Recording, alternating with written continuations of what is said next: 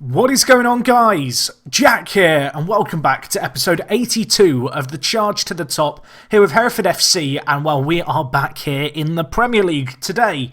It's a big game for us. We're going to be taking on West Bromwich Albion, a game which actually, if a few results go our way, could secure our spot in this league for another year, which is something which, at the start of the year, I would have been delighted with. Of course, after the first kind of 9 or so games, I would have thought that would have been a foregone conclusion, but obviously it hasn't really panned out that way this year. You can see here 32 games played in the league, 11 wins, 6 draws, 15 losses. We look like we're going to be set for kind of a 12th to 14th place finish this year. Worth noting that Tottenham Hotspur are actually really struggling this year. They were predicted to do fairly well at the start of the season, but they actually are below us as things stand. So a little bit less than ideal, I guess, for Spurs there this season. They've been way off the pace, really. Anyway, since the last episode, we have played a fair few games. Of course, the last episode was against Crystal Palace. Since then, as you can see, a plethora of matches. Some great results in here and some, well, annoying results. You can see all the defeats we've had have been by a 1-goal margin. And, well, we did get 2 wins and a draw in this little run of games, which I guess is okay. It's actually worth noting that if you were to exclude our kind of opening form of the season, I think in the last 21 games, we've got 16 points. So that is kind of relegation form, just to kind of put into perspective how bad we've been. Really since, well, November, we've been off the pace. But, well, a few wins here have helped out massively. As you can see, 2-3-2 defeats. First one was against Leicester. A little bit disappointing this one, although Leicester were the better team. You can see Hamdi and Ben Marshall getting the goals. Mustafa Hamdi, he's had a great year so far, the 19-year-old. Really has been a top kind of player. You can see he's won Young Player of the Month on 2 occasions for February and December this year. So I really can't fault him one little bit for that. He's been a top player for us, and obviously great to see him get on the score sheet against Leicester. The next game we had against Middlesbrough, similar results, obviously 3-2. Hamdi again getting a goal, but this game you can see here, Brad Lynch, our former man, he scored 3 goals against us this season. He grabbed 2 in a 2-2 draw the first time we met, and he got a 91st minute winner here to ensure that all the points went the way of Middlesbrough, which was a little bit disappointing, really. Also worth noting that with these 2 games, it was Ben Marshall and Hamdi getting the goals for us. Marshall, he's had a pretty good year, obviously, the 24-year-old. A big step up for him this year. I wouldn't classify him as a Premier League quality player, in all honesty, but 9 goals and 5 assists, he certainly has kind of made a substantial contribution. Anyway, perhaps the best result, I guess, of this run of results, a 2-1 win against Manchester United. As you can see, we were dominated, but they gave us 2 penalties, and we scored 2 penalties, and, well, it was a bit of a gift, really. As you can see, we didn't create a lot whatsoever, but Jamie Price, clinical from the penalty spot, 15 league goals for the season for him. And, well, that was the difference maker as we did run out 2-1 victors. I feel a little bit bad about this game. I don't know if I can show the formation that we reverted to, because I think it shows your starting formation. But by the end of this game, we were playing a flat 5 at the back, which was a little bit interesting. You may notice a new name here. There's actually one other new name who we'll talk about shortly, but Mustafa Diatta here, the Senegalese left-back, got a work permit, which is great, and because he's under the age of 21, we don't actually have to register him. So as a result, he has been able to play in the league for us, and well, he had a loan spell, as you can see here, in Paraguay, I think it was, as you can see, for Cerro Porteño, who are a pretty big team in Paraguay. He had a good loan spell there where he performed very, very well indeed, kind of playing left midfield and left back for us. He's a fantastically talented player when it comes to his physicals and speed. If he can just improve his technicals and his defensive ability that little bit more, he could be a top left back for us. But at 19 years old, professional personality, a little bit of a concern is his injury proneness, but he's a consistent performer. And, well, you'll notice that he's played in a fair few of these games, the youngster, and good on him because he's done fairly well, all things considering.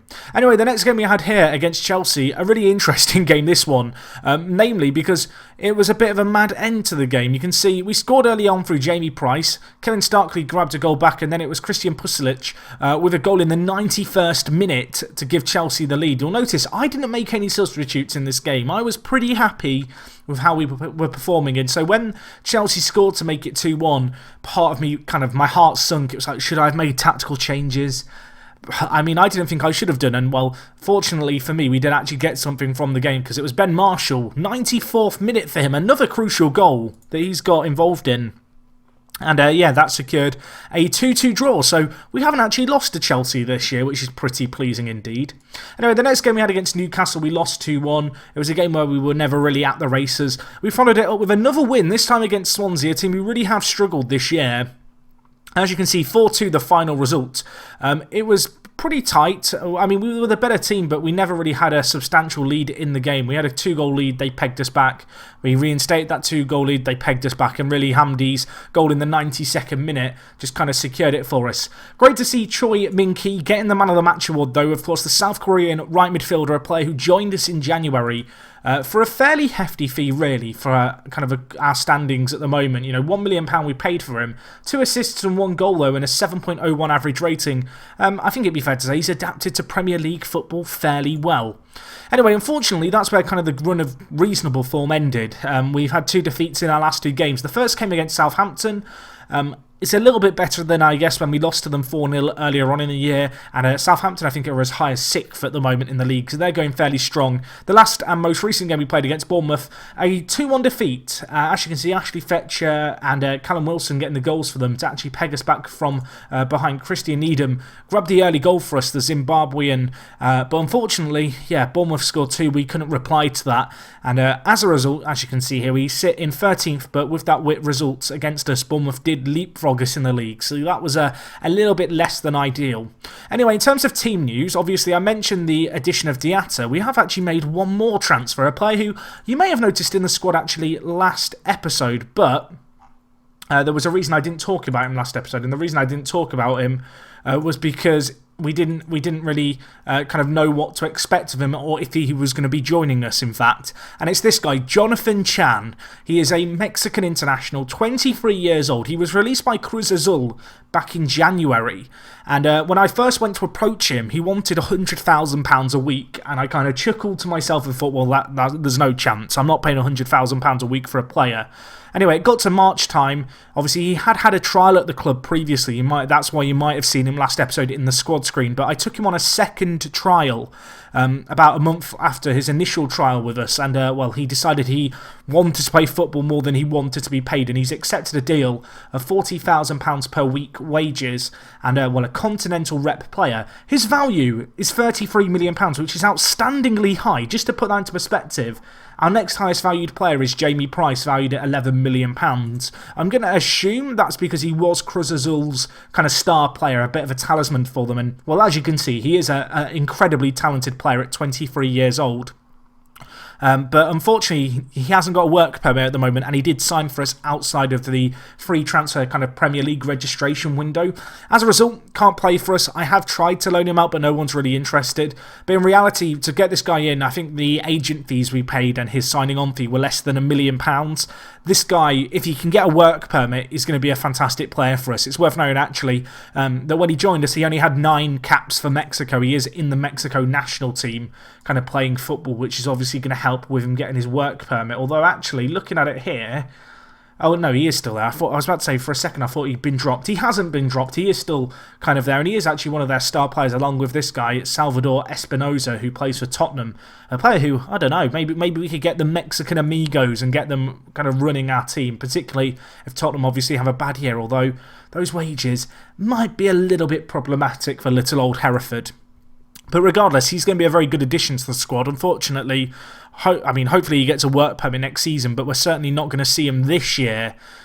So a player to keep an eye out on, I guess. But for a free transfer, no complaints really. It's a relatively risk-free deal.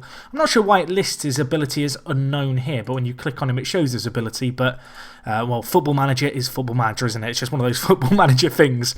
But anyway, let's get into today's game.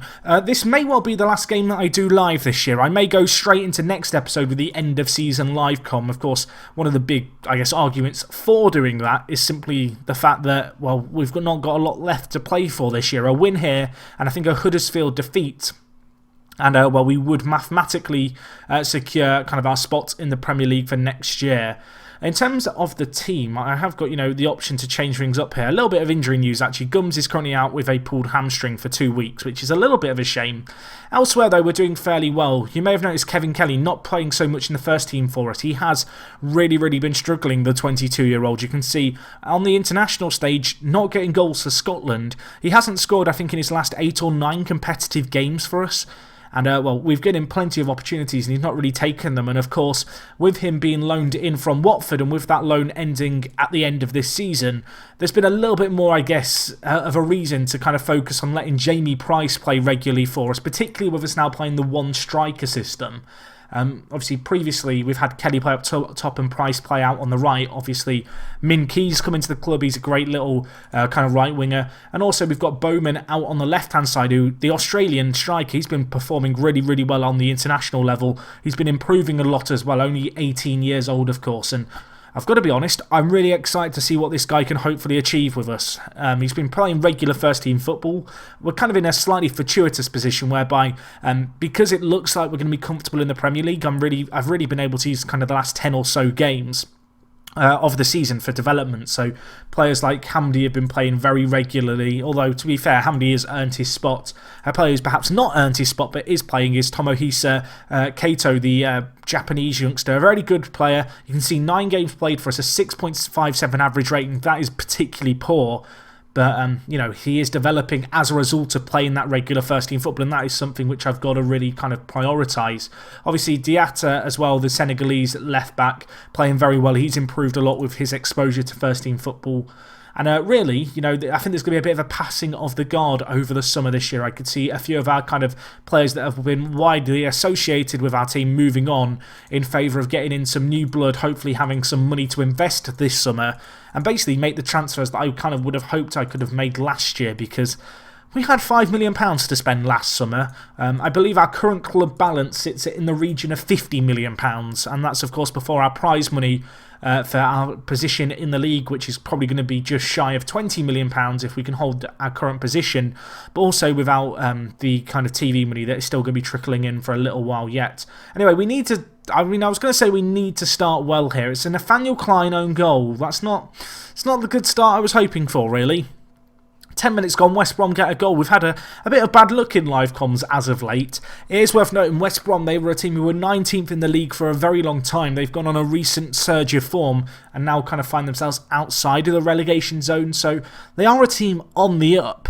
But I mean, last time out, well, not last time out, but a few time out ago, we took on, of course, Forest, who were rock bottom, and we managed to lose to them. I feel like there's games this year that we never should win, and we've won. I'm talking about the likes of the Manchester United game where we did get 2 penalties.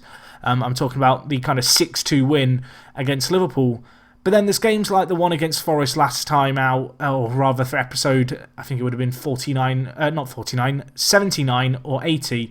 And also even the Palace game was fairly close, but... Well, let's see if we can step things up. Obviously, plenty of time left in this game, and it's with Bowman, the young Australian, drifting out wide, whips it in, Price near post, shoots, it's blocked, Hamdi, Marshall. Min Key could finish it here. Unfortunately, Raya makes the stop. Of course, Raya, the goalkeeper who was playing for Blackburn in League One when we were there. So kind of interesting to see a player return who we've played against, a number of years ago in a league significantly lower than perhaps the level of football we're playing now. And, well, that was a missed opportunity, really. A clear-cut chance and half chance kind of rolled into one. The initial shot and then the rebound, neither converted. But, well, we are on the attack again here. Ben Marshall, options out on the right. It goes to Choi Min Ki, the Korean, who whips it in. And, well, I do not know what has happened in the defence there, but Tamori has put the ball into his own net. And we have 2 own goals in this game so far. Bizarre scenes here. And, well, Marshall with a nice little ball out wide. The Korean Choi Min Ki, not the greatest ball into the box in truth. Defender panics. Keeper doesn't make a good kind of call for it. Bit of, I guess, a block in the communication there between the keeper and his back 4. And ultimately, we capitalise on that and get a goal. And it's 1-1. It's back to being all square. And, of course, we want to try and get a win here. I want to try and secure our spot in the Premier League this episode. But, well, we have to win, don't we? And, well, at the moment, it's a draw. And, well, we are having to defend. Although Kato, I mean, he gets the ball away from danger, but doesn't just give it straight back to West Brom, who are now going to bring the ball forward once more. Stretching us wide here. Jordan Ibe inside to Roberts, who beats his man, turns him, has an effort. I mean, Mannion in goal, of course, the player who joined us from Hull in January. Nice stop by him. In truth, I've not really noticed a massive difference in the performances of Will Mannion and Chucky this year. I don't feel like either kind of players massively outperform the other, which is, I don't want to say it's a concern because obviously I know that Mannion is kind of better when it comes to his actual attributes. I guess it's just a little bit of a shame for Chucky, who did hit 100 appearances for the year this year, that he has kind of lost his spot in the first team to someone who, whilst he is an improvement, he hasn't necessarily shown that on the pitch. And, well, the improvement that Mannion offers, it looks substantial, but I don't feel like it's made a massive difference to our season, really, and especially for a player who we did pay £5 million for in January. Perhaps you hope for a little bit more in terms of a return on investment. But anyway, let's get into the second half here. Looking at the stats, not a lot of chances for either team in truth. Possession 50-50, it's been bogged down in the midfield for long spells here. Cato's on a booking, he's not having the greatest game. I'm going to take him off and bring in Needham. You'll notice Sam Booty back in the first team, of course, a player who got injured for a very, very long time. We're going to bring him on for Ben Marshall. Part of me wants to bring on Kevin Kelly for Jamie Price up top, but I don't want to make that change too soon. We've already made a double change in the midfield.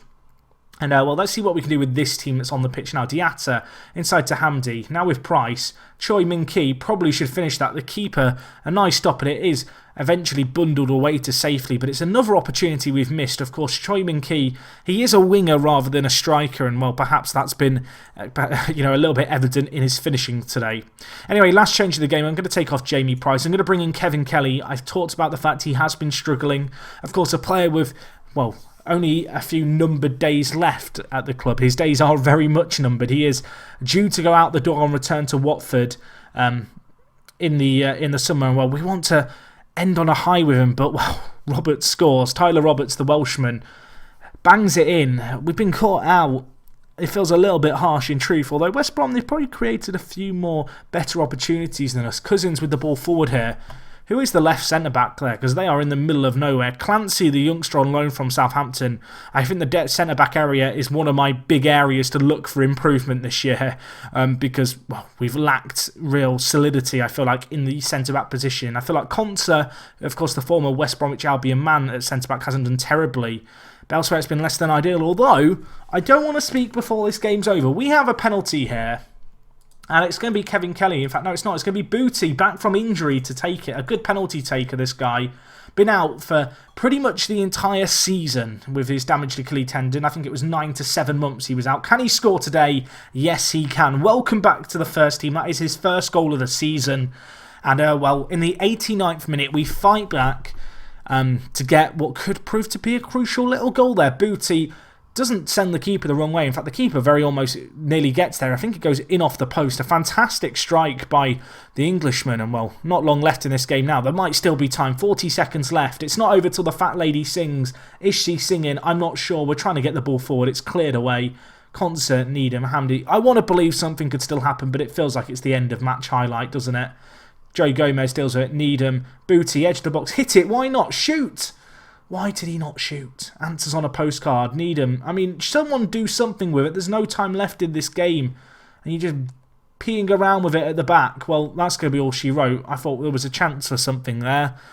But in the end, we'll have to settle for a draw, which is not a bad result by any means. Of course, it's really just important that we get the points total that we need and we continue to keep our points total kind of ticking along. That's kind of my main aim, I feel like, at Hereford at the moment. We've gone through a very rough patch this season.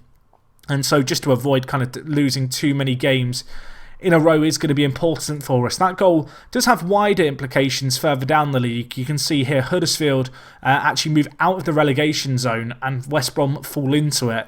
You can see here there are 5 games left of the season. We currently sit 12 points ahead of West Brom. A win would have seen us get safe, I think, actually, ultimately. Although it actually might have come down to goal difference still. Basically, we're not safe yet, and so I don't get to find out what all my budgets are, which was one of the reasons for doing this live con, because I thought, yes, we could beat West Brom. You know, Huddersfield, they're going to screw up. We can have a look at the money, but, well, it just wasn't meant to be today, unfortunately. But anyway, guys, that is going to wrap up today from me. As I said, I feel like the league is kind of dead now as far as we're concerned. You know, we're looking nailed on for really a kind of 12th to 14th place finish. I think to leapfrog Bournemouth now would be a pretty good achievement elsewhere, you know, trying to keep ahead of Tottenham. But in reality, there isn't, you know, a whole lot of reason to kind of say necessarily live come the last game of the season against Watford. So what I think we'll do is we'll end things here for this season. Next episode will be the end of season review. We'll go into lots of detail. I might talk about transfer targets, that kind of stuff, what I'm aiming for next year, where I want to improve the side, because, well, we have some money to spend finally. £53 million in the bank. Hopefully, obviously, our kind of chairman elects to invest that money into the club instead of pocketing it himself. But of course, with Premier League football secured for another year, there's no reason, I don't think, why we shouldn't be getting a reasonable sum of money to kind of go out and invest and hopefully build a really good squad here at Hereford. But anyway, guys, that is going to wrap up everything from me. As always, if you have enjoyed, please do leave a like. If you've got any comments, leave them down below. And other than that, it is me, Jack, and I will talk to you guys in a bit. I'm out.